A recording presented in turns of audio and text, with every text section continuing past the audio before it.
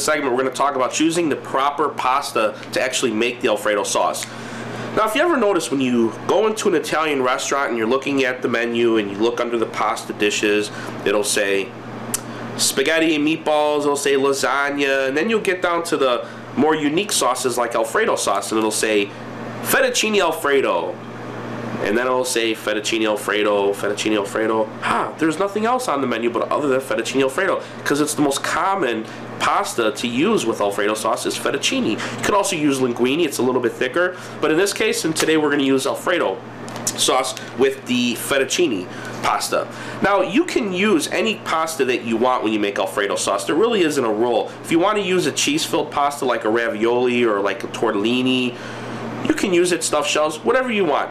But the most popular is fettuccine, and the reason why being is that it's thin, and basically the sauce will cover the entire noodle, and you'll be able to roll it up on your fork and eat it and taste it, and it's just awesome. Why fettuccine is the best, I don't know. My family said it is, but it is good, and trust me, never trust a skinny chef. Look at me, I know what I'm talking about.